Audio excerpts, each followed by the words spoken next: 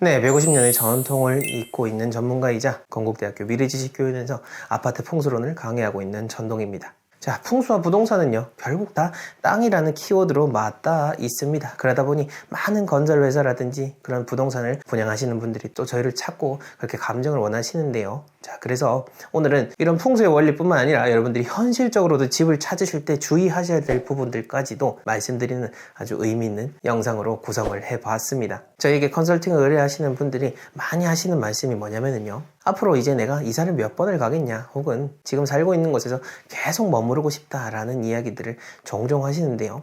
이게 뭐냐면요, 안토중천이라고 했습니다. 내가 살고 있는 그 고향을 편안하게 여겨서 옮기는 것을 무거이 한다. 즉, 내가 살고 있는 공간, 이 고향이라고 하는 것을 편안히 여기다 보니까 쉽게 떠나지 않는다라는 말입니다. 근데 이건 어찌 보면은 또 사람으로서 그런 감각적인 부분으로서는 본능일 수 있습니다. 한 곳에 대해서 그 편안함을 느끼고 거기에 또 정주하다 보니 옮기는 것이 쉽진 않은데요. 근데 중요한 거는요, 그겁니다. 내가 좋든 좋지 않든 간에 내가 한 곳에 계속 머무르고 있으면요, 그 공간에 따라서 젖어들게 되고 그 공간과 하나 되는 그 일체감을 느끼게 되는 겁니다. 문제는 좋은 곳이면은 상관이 없는데 바로 나쁜 곳과 그렇게 이어지고 맞닿게 되고 이렇게 편안하게 여기는 게 되면은 여러 가지로 삶이 힘들어지게 되는 거죠. 생각보다 많은 분들이요, 이러한 상황을 겪고 있습니다. 물론 내가 머무는 공간이 편안하게 해주고 나를 보호해준다라는 의미로서는 의미가 있을 수가 있겠지만은 본질적인 자연의 원리, 풍수의 원리에 따라서는 나를 계속해서 그런 부정적인 삶으로 이끌 수 있는 부분들이 있다라는 거죠. 자, 어쨌건 간에 이러한 부분도 염두에 두시면서 여러분들의 공간들을 제가 말씀드리는 이야기들을 보시면서 한번 쭉 돌아보시기를 바랍니다.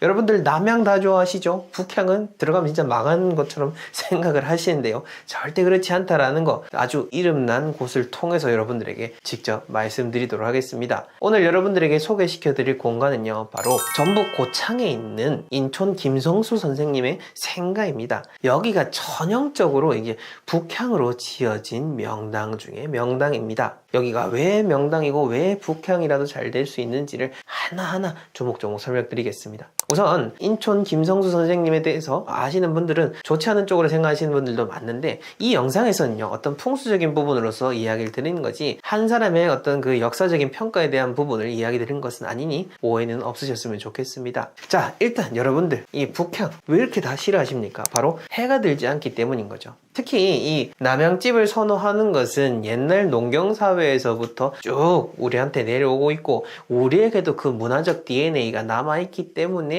지금 현대인들에게도 북향집은 뭔가 나쁜 것처럼 인식이 되고 있습니다. 하지만 요즘같이 이렇게 아파트 자체가 다양한 형태로 지어지고 있는 상황일 때는 더더욱 뭐 북향이라고 했을 때 어떤 해가 가는 것이 절대 아닙니다. 그리고 중요하게 생각해야 될 거는요, 우리가 동서남북이 있고 그 사이에 또 사이에 끼어든 방향들, 그래서 총 8방위가 있는데 우리가 보통 주택을 풍수적으로 8가지 8방위를 기준으로서 집을 나누고 있는데, 이 8가지 방향으로 나누는 그 집 자체에 대한 우열을 가릴 수가 없습니다. 즉, 동향이든 서향이든 남향이든 북향이든 각각 생김새가 다른 거고 작용이 다른 거지, 이게 뭐가 더 좋고 뭐가 더 나쁘고 하는 그게 아니다라는 거죠. 개개의 집에 갔을 때 남향집이라고 해도요, 집안의 구조가 잘 되어 있지 않고 터가 좋지 않으면 안 좋은 집인 거고요, 지금 소개시켜드리고 있는 인촌 김성수 선생님 생각처럼 땅도 잘 되어 있고 구조도 잘 되어 있는 그런 터 같으면은 당연히 잘 될 수 있는 그런 집이다 라는 점을 이야기 드리고 싶은 거죠. 자, 다시 강조를 하자면요, 이 향에 따라서 뭐가 더 좋고 더 나쁘고 이런 거 있는 것은 아닙니다. 뭐 현실적인 부동산 시세는 영향을 미칠 수 있을지는 모르나 여러분들의 삶에 있어서는 그게 작용이 되는 것이 아니라는 것을 말씀드리고 싶습니다. 여기 생가를 가보게 되면은요, 이렇게 집이 있다라고 하면은 요 북쪽으로는 변산이 있고요, 남쪽으로는 선운산이 있습니다. 이 선운산에서 내려온 그 산의 지룡에 맞추어서 이 김성수 선생님의 생가가 지어졌고, 또 이 사이에 또 물길이 또 이렇게 크게 잘 안아주고 있고 멀리 변산이 보이니 이 산들 자체가 서로 조응을 하는 형태가 됩니다. 이게 참 중요한 그 명당의 포인트 중에 하나인 거죠. 산세가 멀리서나마 이렇게 서로 조응을 하는 형태가 되는 거 정말로 중요합니다. 이 보국이라고 하죠. 이 안에 있는 그 땅들 모든 곳이 다 좋은 건 아니나 기본적으로 플러스 점수를 얻고 간다라는 측면에서 큰 보국에 있어서 플러스 되는 요소가 있다라고 평가가 될 수가 있고, 그 다음으로 여기 가보게 되면은요, 그 건물도 그 집안에 여러 채가 있잖아요. 이 측면을 보게 됐을 때 땅이 이렇게 아주 완만한 경사를 띠고 있더라는 거죠. 이게 참 좋은 그 땅의 높이입니다. 아주 완만한 경사를 띠고 있는 거. 그 경사를 띠고 있으면 다 나쁘다라고 생각을 하시는 분들 계시는데 그렇지 않습니다. 평지보다도 어쨌든 이렇게 산이 적당하게 경사가 있고 땅이 적당하게 경사가 있다라는 것 자체가 기운이 순환하고 있고 흐르고 있다라는 의미이기 때문에 이것은 여러분들이 좋게 생각하시면 되고, 이 김성수 선생님의 생가도 그렇게 되어 있었다라는 거죠. 문이 이렇게 있고 그 뒤편에 야트막한 야산에 따라서 별채든 사랑채든 이렇게 위치가 되어 있었다라는 겁니다. 이 점을 통해서 봤을 때 우리가 중요하게 생각해야 되는 거, 제가 자주 강조하는 거기도 하죠. 이 땅의 흐름에 따라서 지어졌기 때문에 북향집으로 만들게 됐다라는 거죠. 사실 우리 지금 현대인의 기준 같으면은 북향으로 절대 안 짓겠죠. 다 남향으로 지었겠죠. 북향으로 지을 이유가 없으니까요. 하지만 이 집은 자연의 원리를 잘 알고 있었다라는 것을 우리가 확인할 수가 있는 겁니다. 그렇다 해도 어쨌든 남향이면은 해를 더 잘 받는다라는 것은 알고 있었기 때문에 마당 안에 있는 각각 별채마다 뒤에 또 툇마루가 놓여가지고 생활할 수 있도록 해서 생활함에 있어서는 해를 잘 받으면서 잘 지낼 수 있도록 그렇게 집이 구성되어 있었다라는 것을 볼 수가 있는 겁니다. 참 이런 걸 통해서 봤을 때 지혜로우셨던 것 같아요. 이 집을 풍수적으로 판단하시는 분들이. 즉 땅의 원리에는 순응을 하더라도 또 그 안에서도 현실적으로 우리 사람으로서 할 수 있는 그 최소한의 노력을 통해서 많은 해를 받고 그 자연의 기운을 온전하게 잘 할 수 있도록 했다라는 게 참으로 오묘한 포인트 중에 하나이니까요. 여러분들도 가서 한번 꼭 느껴보시면 좋을 것 같습니다. 그리고 설명글에도 나와 있는 것 중에 하나가 바로 진흥수입니다. 진흥수. 집안에 가보게 되면은 우물이 하나 있는데 명당 터에 가면은 진흥수가 있다라고 하잖아요. 그 합인면에 있는 육신사에도 진흥수가 있고, 저희도 종종 잡아드리는 그 터에 보게 되면은 좋은 터에는 진흥수, 물이 나는 그 자리가 있습니다. 그것이 전형적인 그 명당이라는 그 증거가 될 수 있는데, 여기서 한 가지 잘 구분하셔야 될 것이 뭐냐면은요, 물이 있으면은 수맥이 있는 줄 아시는데 절대 그렇지 않습니다. 물이 있다라고 하는 거, 물은 기운을 멈춰주게 하는 역할을 하고요, 이 물 자체가 수맥 파장은 절대 아닙니다. 그렇게 생각하시면 안 되는 거고, 수맥 파장이라고 하는 것은 아직 뭐 정확하게 정의되기는 어렵습니다만은 저는 그렇게 이야기 드립니다. 물과 맞닿아서 인체에 그 악영향을 미치는 나쁜 파장이라고 말이죠. 이것은 과학계에서도 그 강력하게 이야기하는 측면이기 때문에 제가 당당하게 말씀을 드릴 수가 있는 거고, 어찌됐건 이 생가 안에 가보게 되면 또 요 진흥수가 있는데, 한 가지 아쉬운 거는 그 지금 잘 관리가 안 되고 있다 보니까 물이 탁하게 되어 있었는데, 그 진흥수가 있다라고 해서 무조건 끝이 아니라 이걸 잘 관리를 해준 거, 그거 역시나 중요합니다. 이 생가를 또 관리를 하고 계시겠지만은 이왕 관리하시는 김에 이 물도 깨끗하게 잘 유지가 될 수 있도록 거기를 해주셔야 되는 거지, 그때 가보니까 벌레가 막 달리고 있더라고요. 그거는 좀 안타깝게 생각이 듭니다. 왜냐? 물이라는 것은 맑아야 되는 건데 탁수가 되면은 그 역시나 좋지 않은 쪽으로 작용을 하게 되는 거죠. 그래서 참 모든 게 다 나쁘고 모든 게 다 좋은 게 아니다라는 것을 이것만 봐도 참 알 수가 있는 것 같습니다. 그 다음으로 또 여러분들에게 중요하게 말씀드릴 수 있는 포인트는요, 일실 안에서도 선과 악이 나뉜다 라는 그 풍수의 말입니다. 이런 큰 집의 안에서 당연히 더 좋은 거, 더 나쁜 곳이 있는 거죠. 그리고 저는 옛날 고택을 가보게 되면은 제일 중요하게 생각하는 게 바로 그 중요한 인물이 태어난 곳입니다. 그 태어난 그 자리 자체가 참 중요한 겁니다. 한 사람의 그 인생에 있어서 정말 중요하게 영향을 미치는 자리들이 있는데, 그 중에서 가장 처음이자 중요한 것이 바로 그 사람이 태어난 공간입니다. 그렇게 보자면 현대인들 모두 다 병원에서 태어났는데 어쩌다지? 라고 생각하실 텐데, 그래서 그런지는 모르겠으나 현대인들이 풍수는 부정하지만은 사실 몸이 약해지고 여러 가지로 정신적인 문제라든지 여러 가지로 많은 문제들이 벌어지는 것도 사실이지 않습니까? 저 같은 경우에는 당연히 땅을 통해서, 풍수를 통해서 세상을 바라보기 때문에 그렇게 이야기를 드릴 수가 있을 것 같습니다. 어찌됐건 간에 김성수 선생님뿐만 아니라 그 동생분이 태어나고 모 국회의원이 그 태어나신 그 자리가 보니까 좋더라고요. 여러분들도 명당 기운 어차피 느끼러 가시는 거잖아요. 그러면은 꼭 가셔가지고 명당 기운이 어떤 것인지를 한번 직접 체험해 보시길 바랍니다. 근데 참 서두에서도 말씀드렸듯이 이 인천 김성수 선생님께서 우리나라에서 제2대 부통령도 하셨고 고려대학교의 전신인 보성전문학교도 세우시고 동아일보의 사장님도 하셨습니다만은 2009년 한참 돌아가시고 나서 거의 50년 가까이 지난 세월에 갑자기 친일로서 이렇게 낙인이 찍히면서 불명예스러운 그 사후를 보내고 있는 건데요. 물론 사후라고 했을 때는 여러 가지 또 영향을 미치는 요인들이 있을 수가 있겠지만은 우선 이 집만 놓고 보자면은요, 아까 제가 처음에 말씀드렸던 것처럼 여기 뒤에서는 선운산이 기운을 대고 있고 앞쪽에서는 또 변산이 있어가지고 조응을 잘하고 있습니다만은, 근데 여러분들 가셔가지고 또 앞쪽을 바라보게 됐을 때 그 변산 반도의 산들이 뾰족하기도 하고 좀 모양새가 독특해가지고 좋은 형태로 보여지기 어려운 그런 형국이 되어 있습니다. 그렇게 보자면은 먼 이후에 이렇게 이름 자체가 참 좋지 않은 쪽으로 흘러간 것도 어쩌면은 이 자연적인 영향으로서도 풀이를 해볼 수 있지 않을까라는 그런 생각이 들었습니다. 자, 우선 이런 상가 건물이라고 했을 때 우리가 가장 중요하게 생각해야 되는 것, 그리고 가장 어떤 사업이나 장사를 처음 하시는 분들이 하는 실수 중 하나가 바로 이런 신축 상가를 분양받는 겁니다. 신축 상가는요, 여러분들, 사실 보통의 그런 상가들보다 훨씬 시세가 비싼 경우가 많습니다. 물론 누가 봐도 정말 잘 될 수밖에 없는 곳을 먼저 선점하는 의미로서 신축 상가에 들어가면 모르겠지만은, 그게 아니라 그냥 일반적으로 지어지는 그런 상가 건물을 처음부터 분양받고 들어가게 되면은 어떤 자금적인 여유가 넉넉하지 않은 이상은 뭔가 새로운 시작을 하려고 했을 때 그만큼의 리스크가 크다라는 것을 우리가 잘 생각을 해야 되는 겁니다. 직접 여러분들이 운영하시고자 하는 그 업종에 대해서 명확히 조사를 해야 되고, 그 공간을 중심으로 해서 시장 조사도 해야 되는 겁니다. 유동인구뿐만 아니라 내가 팔고자 하는 그 음식이든 서비스가 됐든 그것을 사줄 사람이 얼마나 되는지를 먼저 알아야 되는 거죠. 그것을 알고 들어가야 되는 거지, 그냥 막연히 저기 새로운 건물 지어지니까 저기 뭔가 잘 될 것 같아 라고 해서 들어갔다가는 정말 요즘 시기에는 큰일 날 수 있다, 그 점을 말씀을 드리고 싶습니다. 이와 더불어서 우리가 꼭 생각을 해야 될 것 중에 하나가 바로 유동인구입니다.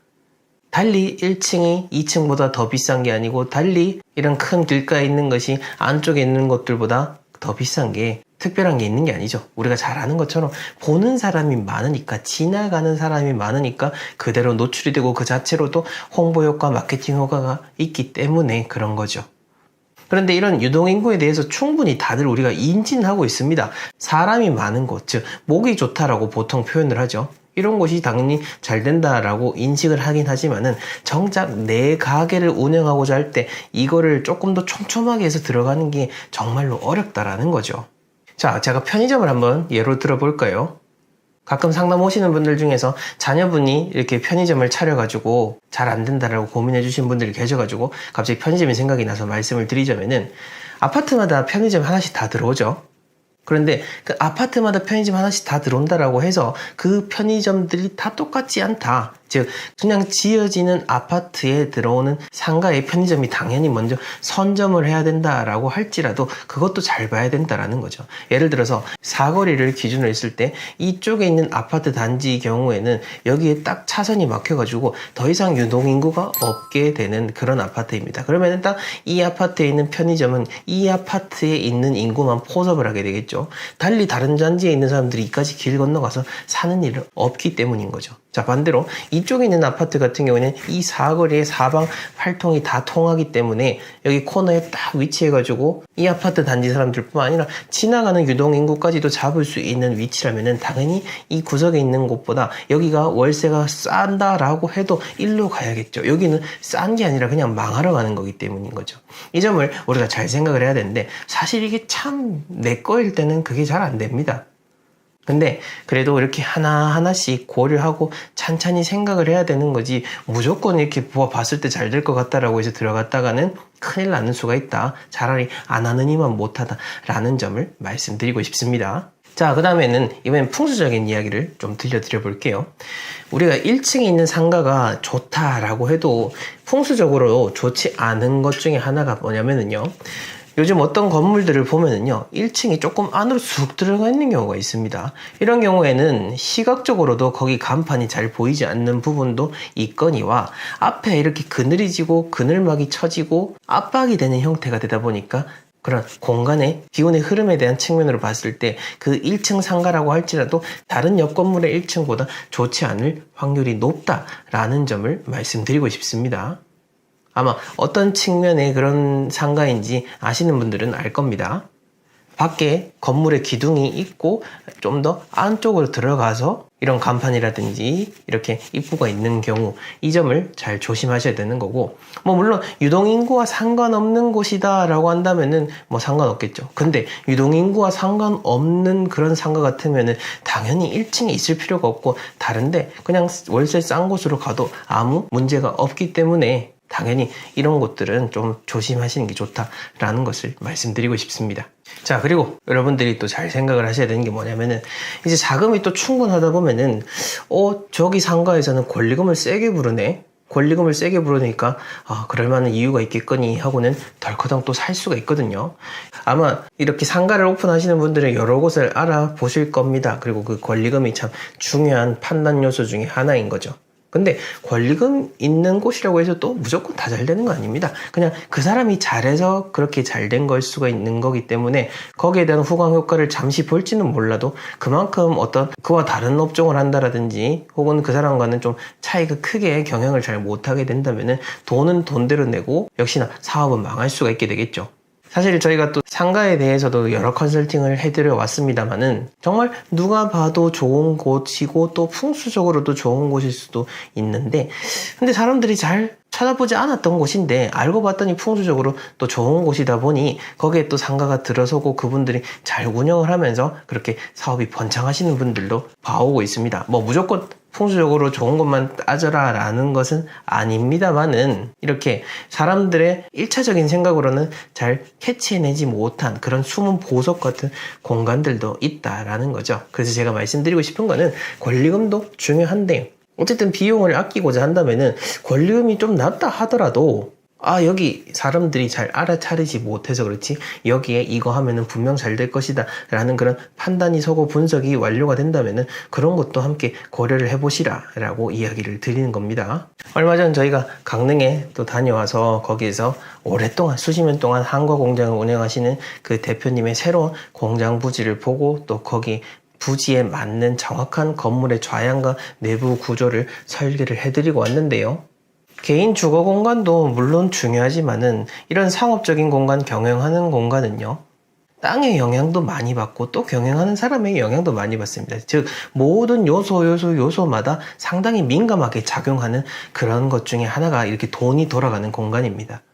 자, 그렇게 봤을 때 우리가 어쨌든 돈을 번다라고 하는 것은 내가 잘나서 그런 게 아니라 남의 주머니에 있는 돈을 가져오는 일입니다. 그렇기 때문에 더더욱 신경을 많이 써야 되겠죠. 저 역시나 이렇게 풍수를 알려드리고 풍수와 부동산을 연구하는 사람과 동시에 한편으로는 또 사업체를 운영하고 계속해서 사업을 일구고 있는 사람이기도 합니다.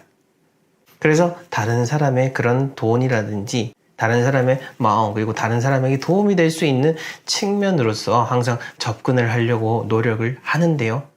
간혹 새롭게 이제 이렇게 여유가 되셔가지고 사업을 하시거나 장사를 하시는 분들을 보게 되면은 그냥 내가 돈 있으니까 차려가지고 이름 있는 프랜차이즈나 뭐 이름 있는 그런 상가에 들어가가지고 내고 사람들은 의뢰 와서 알아서 먹고 사가겠거니 하는 마음으로 그냥 편하게 지내시는 분들도 볼 수 있고, 이보다는 조금 더 심하게는 손님 자체를 조금은 낮게 생각을 하시는 분들도 사실은 많이 봐왔습니다.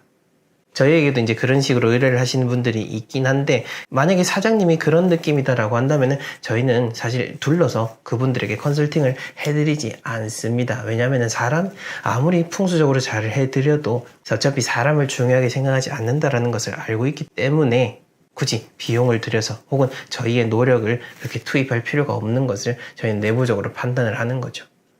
나라는 사람이 중요하고 나의 가족이 소중한 만큼 다른 사람, 다른 가족들도 중요합니다. 그러니 우리가 어떤 식으로든 잘 되고자 한다면은 다른 사람을 어떻게든 잘 될 수 있도록 해야 한다라는 점, 이것은 모든 마케팅이라든지 자기계발서에서 항상 공통적으로 이야기하는 것 중에 하나이기도 합니다. 진정으로 잘 되고 싶으면은 진정으로 누군가에게 도움이 될 수 있는 그런 서비스와 제품을 만들기 위해서 노력하라 라고 말이죠. 만약 이 영상을 보신 분 중 이제 새롭게 뭔가를 시작하고자 한다면은 충분히 잘 준비를 하셔가지고 정말로 다른 사람들에게 도움이 되는 음식이라든지 서비스라든지 제품을 판매하시고 또 그렇게 부자가 되시고 더 주변에 많이 나눌 수 있는 그런 사람이 되셨으면 좋겠습니다. 자, 첫 번째로 생각을 해볼 거는요, 바로 분양 아파트입니다. 분양 아파트, 특히 한 집에서 오래오래 사시고 구축해서 오래오래 사시다 보면은 이제 저렴하게 분양가도 낮은 그런 아파트가 나오게 되면은 덜커덩 가서 계약하시는 분들이 계신다는 거죠. 제 의뢰인분들 중에서도 그런 분들이 계시더라고요. 마치 그날은 정말 홀린 사람처럼 아무 생각 없이 모델하우스 갔다가 바로 계약하고 나왔다, 이렇게 해가지고 집을 선택을 하고 나니 막상 이제 들어가려고 하니까 이제 두려워지는 거죠. 이게 집이 좋은지 안 좋은지 그때부터 많은 생각들이 일어나게 되는 겁니다. 그리고 내가 이 대출에 대한 부분을 감당할 수가 없는데 이걸 또 어떻게 해야 되나 라는 그런 돈에 대한 걱정도 같이 일어나는 거죠. 자, 제가 이야기 드리고 싶은 건 그겁니다. 분양하는 아파트, 새 아파트 물론 좋습니다. 새 아파트 누가 싫어하겠습니까? 특히 요즘 더더욱 심해지고 있죠. 얼죽신이라고 하지 않습니까? 얼어 죽어도 신축 아파트다 라고 하는 것처럼 신축 아파트가 너무 선호도에 있어서 우리가 너무 거기에 이제 몰리다 보니까 어떤 분양가가 확 뛰어버리는 겁니다. 이런 입지라든지 여러 가지 그런 상황을 봤을 때 아무리 새 아파트라고 해도 저 가격은 좀 과한데 싶지만은, 근데 그만큼 이게 수요가 몰리니까 돈은 점점 올라갈 수밖에 없는 거죠. 그러니까 그 가격이 이제 사람들이 만든 가격인 겁니다. 자, 어찌됐건 간에 이런 그 새 아파트에 대한 너무 환상을 갖다 보면은 특히 지방 같은 경우에는요, 진짜 외딴 곳에 툭 지어 놓는 경우가 많습니다. 그리고 뭐 내가 오래 살 건데, 그리고 오래 살다 보면 주변 또 개발되겠지 싶겠지만은요, 사실 그렇게 개발 안 되는 데들이 더 많습니다. 특히 이제 더더욱 그렇지 않습니까? 인구도 줄어들고 하는데 그 일대가 그렇게 개발이 된다, 특히 지방 소도시에서 거의 불가능한 일이죠.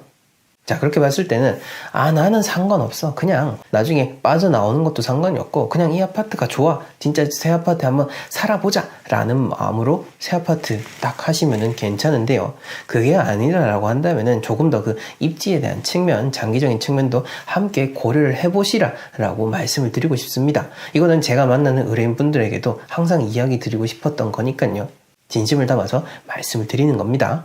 자, 그 다음 두 번째로는요, 지방에는 뭐 그렇게 호재가 많습니까?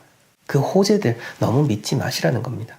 호재라고 하는 게 보통 뭐 어떤 거죠? 진짜 생각하지도 못했던 그런 소도시에 큰 그런 복합 상권이 들어온다라든지 아니면은 역세권이 이렇게 개발이 된다라든지 여러 가지 측면이 있습니다.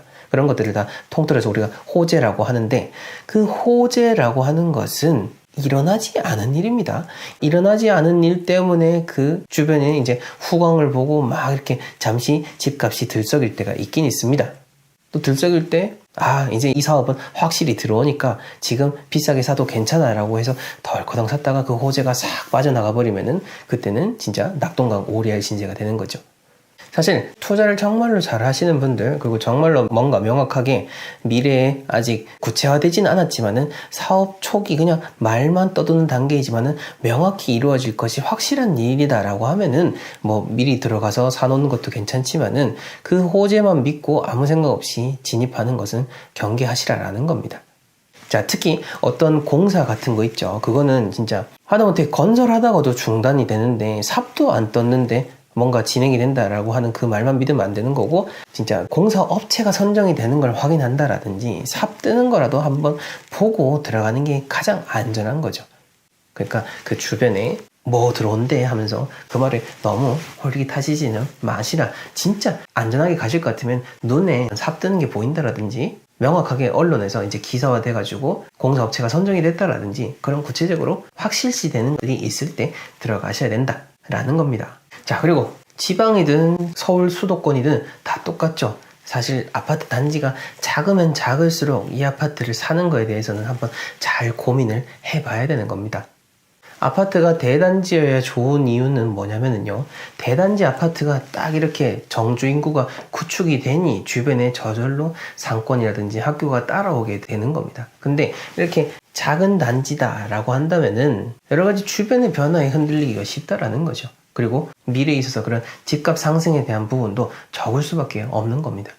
이왕이면은 진짜 딱 조건이 거의 비슷하다라고 한다면은 단지수가 조금 더 큰 쪽을 선택하는 게 단순하지만은 이제 뭐 세부적으로 더 따져봐야 될 수도 있겠지만은 그런 거 따져보기가 싫다라고 한다면은 하다못해 요거라도 하나 더 보고 들어가시는 게 좋다라는 거고요. 이 집 얘기가 나오다 보니까 인구 얘기도 안 할 수가 없는데요. 인구와 관련돼서 제가 들은 이야기를 들려드리자면은 그 지난달인가 지지난달인가 단양에 있는 그 주택을 리모델링 하기 전에 그 컨설팅을 해드리고 왔었는데요. 이제 단양 같은 경우에도 여러분들 가보셨습니까? 단양도 정말 작은 도시거든요. 작은 관광 도시로서 이렇게 구축이 되어 있는데 그러다 보니까 당연히 지방 소도시니까 인구가 빠져나가겠지 싶고 그러다 보니 집값도 떨어지겠지 싶지만은 그 현장에서 우리 분께서 들려주신 이야기가 뭐냐면은 단양이 이렇게 관광 인구들도 점점 많아지고 하니까 상권이 계속 발달이 되는 거죠. 근데 공급이 일어나지를 않으니 지금 뭐 인구가 줄어든다라고 해도 그게 영향을 미치지 않는다라는 겁니다. 즉 인구가 주는 것도 주는 거지만은 그보다는 더 어떤 현상적으로 그 집 자체가 부족하니까 지금 있는 아파트들에 대한 그런 투자 측면으로서 접근해서 아파트를 사고 세를 받으시는 분들도 많다 하더라고요. 이처럼 이 지방의 측면은 정말 도시마다 다 다릅니다. 제가 사는 지역도 여기가 계룡시잖아요. 계룡시도 기본적으로 이제 군부대가 있으니까 그 군인에 대한 인구가 항상 있고 여기가 별거 아닌 그런 작은 소도시 같지만은 대전과의 뭐 접근성이라든지 바로 IC가 있다 보니까 많은 지역으로 다니기가 정말로 쉽습니다. 그래서인지 몰라도 그 충남권에서도 유일하게 이렇게 인구가 많이 성장한 도시가 계룡시라고 하더라고요. 제가 사는 지역을 자랑하려는 건 아닙니다만은 어쨌든 그런 지방마다 측면이 다르니까 여러분들이 사시는 그 지역의 특성도 한번은 돌아보시고 집을 선택하셔야 된다라는 걸 이야기 들려드리고 싶었습니다. 사실 제가 집과 관련된 컨설팅을 해드리고 많은 분들이 말씀하시는 게 뭐냐면은 진짜 이제는 이 집 마지막 집이다 생각을 하고 의뢰를 했습니다 라고 하십니다. 보통 그렇게 말씀하시는 분들이 연령대가 다양하신데요. 요즘은 그런 말씀하시는 분들이 50대 초반에도 그렇게 이야기를 하시더라고요. 의뢰인분들이 그렇게 얘기하시면 저는 또 이렇게 답변을 드리죠. 절대 마지막 집이다 생각하지 마시라. 앞으로 최소 2-3번은 더 이사 가실 거다라는 거죠. 뭐 저한테 계속해서 컨설팅 받으십시오 라는 측면으로 이야기 드리는 게 아니라 현실이 그렇다는 겁니다. 내가 사는 집에 대해서 최선의 마음으로 그 집을 선택하는 건 중요하지만은 마지막 집이니 라는 생각으로 하다 보면은 필요 없는 그런 지출들이 생길 수 있고 또 오히려 잘못된 선택을 해버렸을 때 오는 그 충격감이 있을 수가 있습니다. 이제 나는 이사 안 가야지 라고 생각을 했는데 집에 어떤 큰 하자가 있다 라고 한다면은 그때 또 뭔가 마음을 내서 이동을 하는 게 정말로 쉽지 않습니다. 그것도 마음에 힘이 있을 때 이사가 되는 거지 돈 있고 뭐 있다라고 해서 이사 되는 거 절대 아닙니다. 여러 가지 운때도 맞아야 되고 마음의 의지도 맞아야 되고 가족들의 화합이 돼야 될 때도 있는 겁니다. 참 그래서 이 집 구하는 게 정말로 어렵다라는 거고 그러다 보니 저도 계속해서 여러분들한테 말씀드릴 수 있는 것들이 있는 게 아닌가라는 생각이 듭니다.